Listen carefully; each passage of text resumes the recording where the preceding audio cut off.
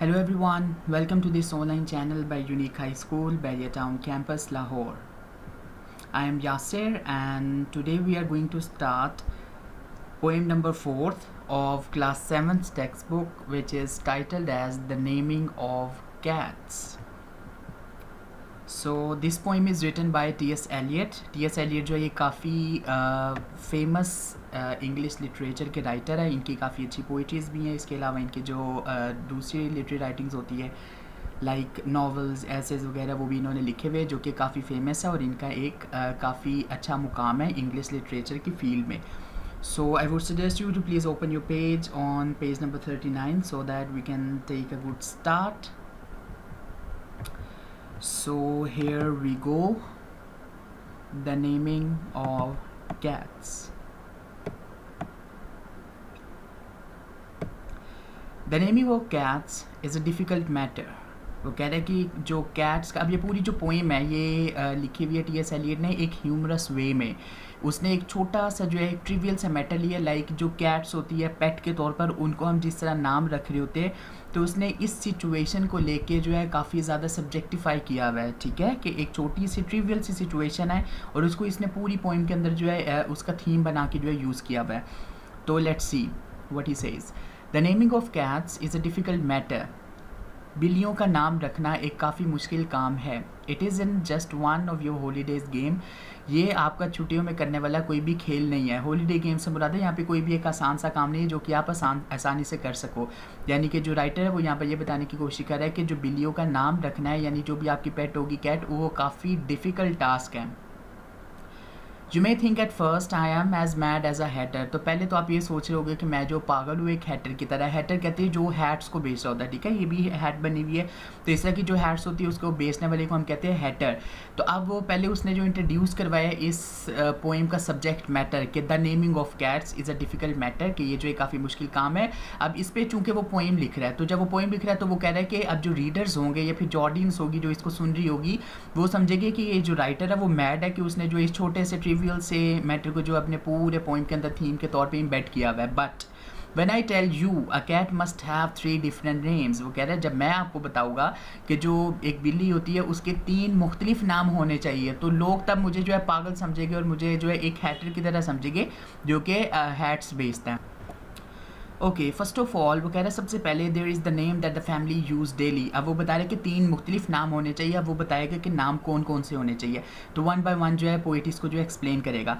तो first of all there is the name that the family use daily. तो सबसे पहले वो कह रहा है वो नाम होना चाहिए जो कि फैमिली यानी ख़ानदान वाले रोज़ाना इस्तेमाल कर रहे होते हैं. ठीक है यानी उनकी जो रूटीन होती है उसके अंदर वो उस नाम को यूज़ कर रहे होते हैं. For example such as Peter, Augustus, Alonzo, James. तो ये वो नाम है जो कि ज़्यादातर जो इंग्लिश पीपल होते हैं फॉरेन कंट्रीज़ के अंदर वो इन नामों को जो है रख रहे होते हैं अपने नाम जो उनके होते हैं. तो वो कह रहे हैं एक नाम तो इसका वो होना चाहिए जो कि फैमिली नेम की तरह यूज़ किया जा सके. Such as Victor, Jonathan, George और बिल बेली. ये सारे वो नाम है जो कि फैमिली नेम्स के तौर पर यूज़ होते हैं. Right. All of them sensible everyday names. वो कह रहे हैं ये सारे नाम जो है काफ़ी सेंसिबल है. ठीक है एवरीडे नेम्स है यानी कि रोज़ाना के तौर पर या लोग जो है अपनी रूटीन के अंदर यूज़ कर रहे होते हैं. लाइक किसी का नाम है तो ऑब्वियसली वो उसको बुलाने के लिए उस नाम से बुलाएंगे. तो वो कह रहे हैं ये सारे नाम जो है सेंसिबल है और लोग इसको जो है रोज़ाना जो है यूज़ कर रहे होते हैं. There are fancier names if you think they sound sweeter. वो कह रहे हैं इससे ज़्यादा अच्छे भी नाम है. फैंसी की जो एक कंपैरेटिव डिग्री होती है एडजेक्टिव की उसको हम कहते हैं फैंसियर. ठीक है फैंसी, फैंसियर एंड फैंसियस ये 3 डिग्रीज होती है एडजेक्टिव की. तो ये जो है इसके अंदर सेकंड डिग्री यूज़ की हुई है यानी कि कंपैरेटिव. वो कह रहे हैं देयर आर फैंसियर नेम्स इससे ज़्यादा अच्छे नाम भी है. If you think they sound sweeter अगर आप समझते हो कि ये ज़्यादा उससे अच्छे है तो इससे अच्छे नाम भी अवेलेबल है. So some for the gentleman, some for the dames. और वो कुछ नाम जो है कुछ कह रहे हैं जी आदमियों के लिए, जेंटलमैन आदमियों के लिए, सम फॉर द नेम्स. डेम्स जो है औरतों के लिए यूज़ किया जाता है. ठीक है जो यंग विमेन होती हैं उनके लिए यूज़ किया जाता है word. Such as Plato, Admetus, Electra, Demeter but all of them sensible everyday names. वो कह रहे हैं ये सारे जो नाम है ये सारे सेंसिबल नेम्स है. अब आप इसमें देख रहे हो कि ये पीटर, ऑगस्टा, एलोन्जो, जेम्स, प्लेटो, एडमेटस, इलेक्ट्रा ये सारे वो नेम्स है. कुछ तो इसने लिए हुए ग्रीक माइथोलॉजी से. ठीक है ग्रीक में जो यूनान है उनकी काफ़ी फेमस मिथ्स होती है तो कुछ नेम्स वहाँ से लिए हुए और कुछ जो इसने इंग्लिश कल्चर से नाम लिए हुए हैं. बट आई टेल यू, लेकिन मैं आपको बताता हूँ, a cat needs a name that is particular, लेकिन जो बिल्ली है उसको वो नाम चाहिए जो कि बड़ा मखसूस किस्म का हो, पर्टिकुलर यानी कि मखसूस नाम हो, अ नेम दैट इज़ पिकुलर जो कि बहुत ज़्यादा मखसूस हो यानी कि बहुत ज़्यादा ख़ास हो, एंड मोर डिग्निफाइड और ज़्यादा मुअज़्ज़ज़ भी हो, मुअज़्ज़ज़ यानी कि इज़्ज़त वाला भी लगे दूर से। Else how can he keep up his tail perpendicular, और इसके अलावा वो अपनी दुम को किस तरह से सीधा रख सकती है। परपेंडिकुलर का मतलब होता है वर्टिकल यानी बिल्कुल सीधा, ठीक है। और इसके अलावा वो कह रहा है अपनी दुम को वो किस तरह से सीधा रख सके, और स्प्रेड आउट हिज विस्कर्स, और अपनी मूछें जो है, विस्कर्स जो बियर्ड को कहते हैं, राइट, तो और अपनी मूछें जो है, और चेरिशेस प्राइड, और वो अपना जो गुरूर है वो किस तरह से उसको एंजॉय कर सके, और अपनी जो बियर्ड है उसको किस तरह से वो फैला सके।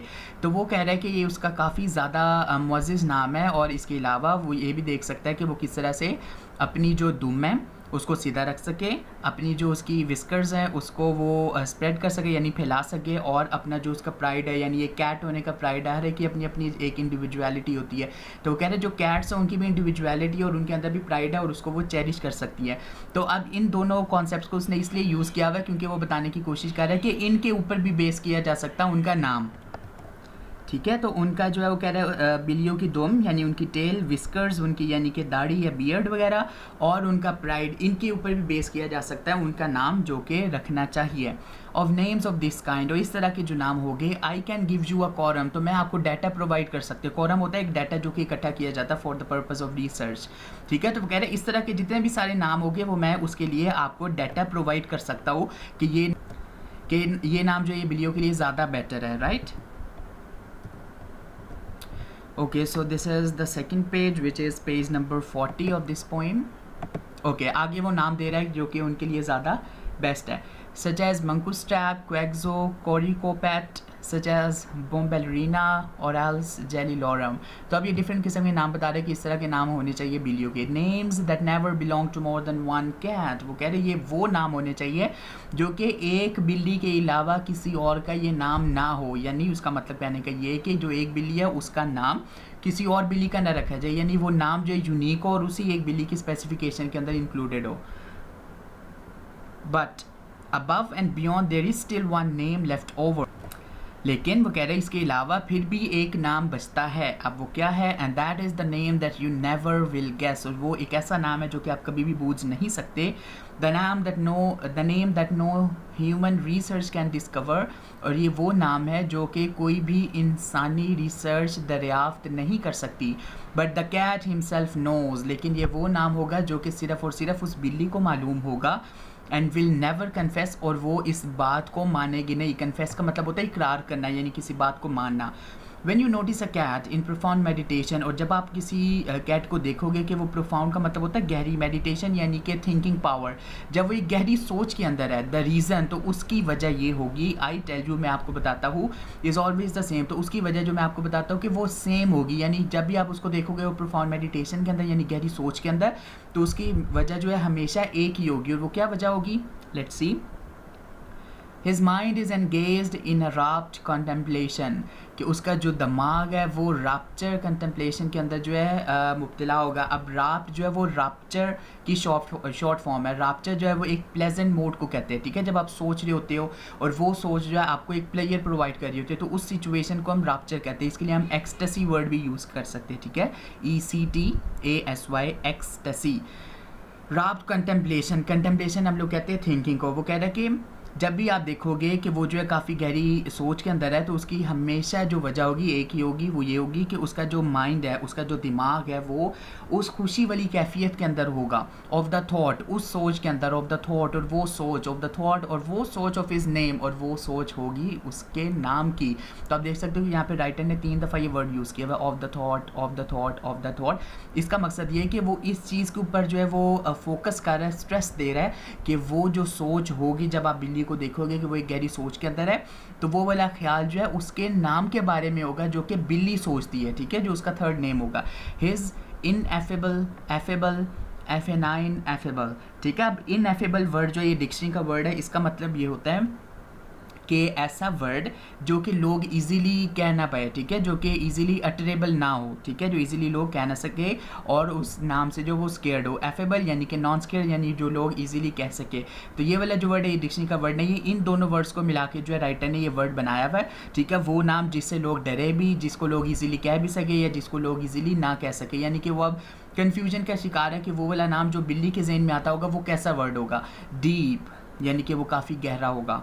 एंड इंस्क्रूटेबल, ठीक है, इंस्क्रूटेबल जो है ये वर्ड निकला स्क्रूटिनी से। स्क्रूटिनी का मतलब होता है जांच पड़ताल करना और इंस्क्रूटेबल का मतलब होगा कि जिसकी जांच पड़ताल ना की जा सकती हो या जिसको प्रॉपरली यकीनली एग्जामिन ना किया जा सके, जिसके ऊपर लोग सोच ना सकते हो, ठीक है। तो वो काफ़ी गहरा और बगैर जांच पड़ताल पे एक सिंगल नाम होगा जो वो बिल्ली सोचेगी।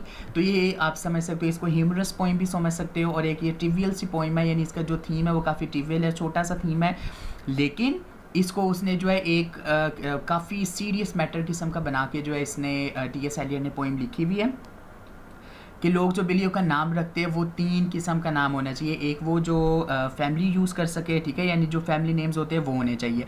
दूसरा उसने नाम बताया था कि जो ऐसा नाम हो जो कि ईजिली लोगों के पास ना हो, यानी कि वो यूनिक नाम होना चाहिए, जो उसने कहा था कि मैं आपको कॉलम प्रोवाइड करूँगा यानी डाटा प्रोवाइड करूँगा और उनमें जो नाम ऐसा होना चाहिए जो कि सिर्फ और सिर्फ एक ही बिल्ली का हो, ठीक है। और थर्डली वो नाम बताता है कि वो नाम होना चाहिए जो कि बिल्ली खुद सोच रही होती है जब वो एक गहरी सोच के अंदर होती है, जिसके लिए उसने वर्ड यूज़ किया था प्रोफाउंड मेडिटेशन, ठीक है। तो इस तरह से जो राइटर है वो इस पूरी पोइम को जो है कंप्लीट करता है और इस मैटर को डिस्कस करता है कि जो बिल्लियों का नाम है वो इट्स अ डिफ़िकल्ट टास्क और इसको जो है रखना एक आसान काम नहीं है। तो इसके लिए काफ़ी सोचना पड़ता है और आपको जो है वेराइटीज़ को कंसीडर करना पड़ता है कि आपने किस नाम को कंसीडर करना है for your pet of cat.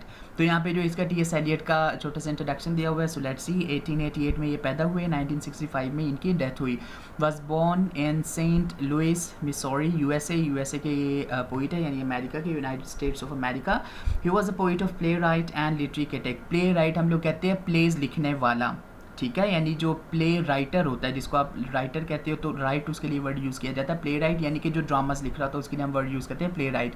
And literary critic, literary critic वो लोग होते हैं जो कि दूसरों की राइटिंग्स को पढ़ते हैं और उसके ऊपर क्रिटिसाइज़ करते हैं, यानी कि उसके अंदर देखते हैं कि खामियां क्या और लोगों को फिर वो सजेस्ट कर रहे होते हैं कि if you make it better than that would be better more. His writing will usually very complex, उसकी जो राइटिंग होती है वो काफ़ी कम्प्लेक्स होती है, पेचीदा होती है, यानी लोग जो उसको ईजिली समझ नहीं सकते। And his long poems have many references to historical and mythological people and incidents. तो उसकी जो कह रहे हैं लंबी पोइम्स होती हैं उसके अंदर काफ़ी रेफरेंसेस मिल रहे होते हैं, हिस्टोरिकल यानी तारीखी एंड माइथोलॉजिकल, मिथोलॉजिकल जो है वो मिथ से रिलेटेड होती है, ठीक है, यानी कि जो ओल्ड एंशियंट ट्रेडिशंस होती है उनके अंदर काफ़ी मिथ्स बनी होती है। जिस तरह हमारे पास ग्रीक के मिथ्स है, जिस मैंने आपको बताया था कि इसके अंदर उसने जो है नाम यूज़ किए हुए लाइक एडमिटस, इलेक्ट्रा, डेमीटर, ये नाम यूज़ किए हुए, ये ग्रीक मिथ से उसने नाम यूज़ किए हुए। तो इस पोइम के अंदर भी उसने जो है रेफरेंसेस यूज़ किए हुए हैं।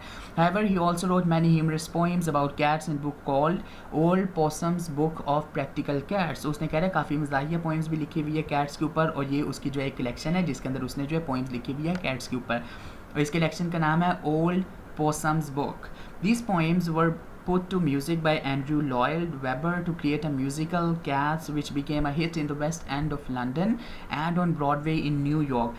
वो कह रहे ये जो पोइम्स इसने लिखी है तो इसको बाद में जो है म्यूज़िक के तौर पर बनाया गया, यानी कि उसको गाया गया इसकी पोइम्स को बाय एंड्रयू लॉयड वेबर। इस बंदे ने जो है उसको गाया म्यूज़िक की फॉर्म में ताकि वो एक म्यूज़िकल कैट का कॉन्सेप्ट दे सके लोगों को और ये वाला जो इसका म्यूज़िक वाला कॉन्सेप्ट है ये लंदन में और न्यूयॉर्क में काफ़ी फेमस हुआ। So that is it about this poem.